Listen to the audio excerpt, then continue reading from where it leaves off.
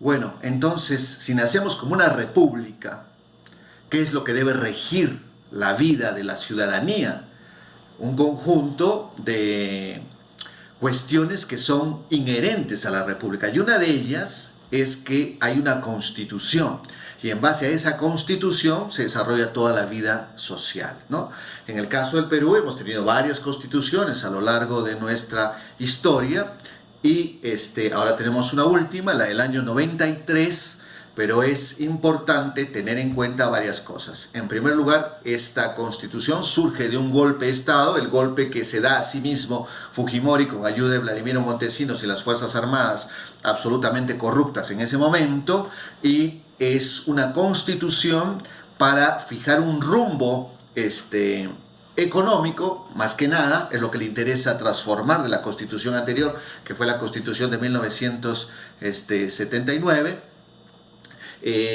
¿Por qué quieren darle un nuevo rumbo económico? Porque en la década del 90, cuando se da esta constitución, el planeta entero, con muy pocas excepciones, camina rumbo a lo que se conoce como neoliberalismo. Es decir, que los países se muevan bajo la libre oferta, bajo el libre juego de la oferta y la demanda, y el Estado tenga una nula o muy pequeña participación en la vida económica de las naciones, ¿no? El Perú, antes de los 90, el Estado peruano tenía un papel protagónico en la economía. No solo era dueño de las minas, los pozos petroleros, la pesca, el transporte de ferrocarril, las telecomunicaciones, etcétera, no, sino hasta era dueño de transporte urbano. O sea, los ómnibus que van de un distrito a otro eran propiedad del Estado. Era dueño de los mercados, ¿no? O sea, los mercados donde se expenden productos de primera necesidad, el Estado también era dueño. Y hasta el Estado tenía kioscos, ¿no? Y en esos kioscos se vendían determinados productos. Entonces el Estado tenía un papel muy fuerte en la economía peruana, que era necesario desde el punto de vista del neoliberalismo terminar con eso, y por eso surge la Constitución del año 93. Pero como surge producto de un golpe, hasta el día de hoy hay gente que no ve a la Constitución del 93 como una constitución legítima.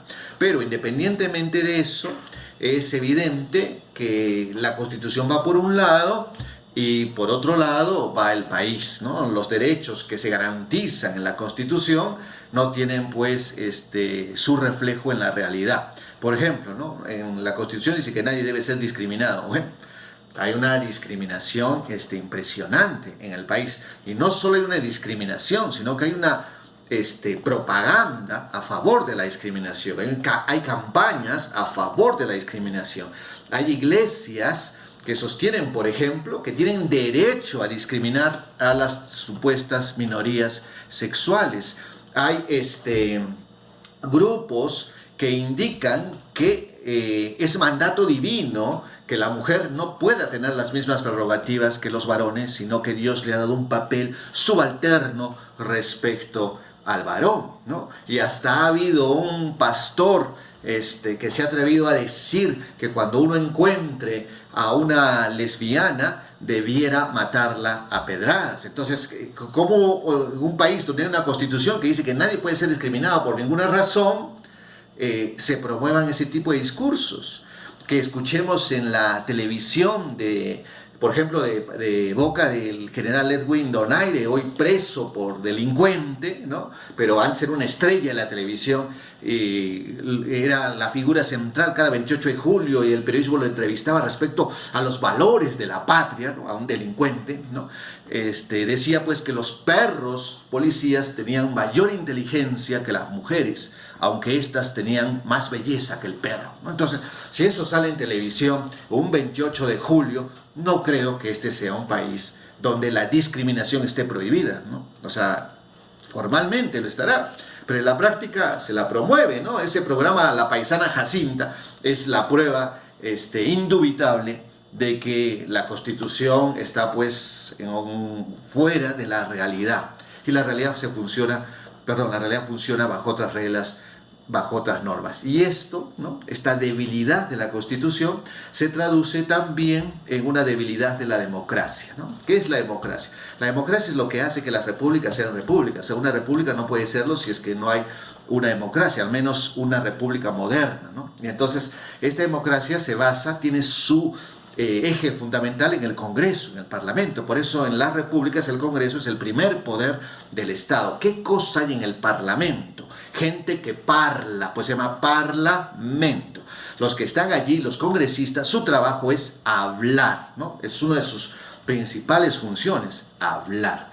Pero ¿desde dónde hablan? Desde sus representados, porque el Parlamento es una asamblea representativa. O sea, ha habido gente que ha votado por esos congresistas y ellos están representando a la gente que ha votado por ellos. Y entonces cuando ellos hablan, están hablando por sus representados, están expresando el punto de vista de los representados. Pero a estas alturas ya ustedes se habrán dado cuenta que nuestros congresos no se parecen en nada a lo que les estoy diciendo, es decir, no se parecen en nada a lo que en teoría debieran ser.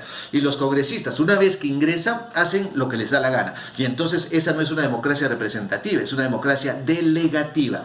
¿Qué significa eso? Que los que votan eligen a alguien y ese alguien en ese instante ya no tiene ningún nexo con quien lo eligió, sino que a partir de ese instante hace lo que mejor le parece. Entonces, lo eligió la gente de izquierda, se va a la derecha. Lo eligió la gente de la derecha, se va a la izquierda, se va al centro, se cambia de partido, crea una nueva bancada, etcétera, etcétera. Y eso revela la fragilidad no solo de la democracia peruana, sino la fragilidad de la ciudadanía. Es decir, en el Perú no viven ciudadanos y ciudadanas, en el Perú no vive gente interesada en el devenir económico, político, cultural, etcétera, del país. Y no solo interesada, sino dispuesta a inmiscuirse en esos asuntos, dispuesta a protagonizar esos procesos. Sino que el Perú, como decía Piérola, es un territorio lleno de gente desorientada.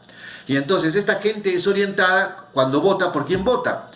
Por el que cargaba al perrito, porque el que apareció guapo en la foto, por la que gritaba más y que parecía que defendía al pueblo, etc. ¿Y eso qué nos está diciendo? Que no tenemos partidos políticos. En el Perú no hay partidos políticos, parece que hubiera, pero no los hay, porque no se sabe qué ideología tienen. Un día apoyan una cosa, otro día apoyan otra. En realidad son clubes de amigos y en algunos casos, francamente, son organizaciones que están, si no fuera de la ley, al borde de estarlo, ¿no? Son organizaciones creadas para beneficio personal, sea por medios legales, porque se puede obtener beneficios personales por medios legales, o por medios ilegales, como hemos visto en el anterior Congreso. Entonces tenemos una democracia que en realidad es una caricatura de democracia, y si queremos comprobarlo, lo único que tenemos que hacer es escuchar las noticias cada día. Esa es pues nuestra realidad nacional, un gobierno que es herencia del virreinato, un Estado que ha nacido producto de una violación y que crea personas que son incapaces de reconocerse a sí mismas como sujetos de valor, y una democracia sumamente débil y precaria.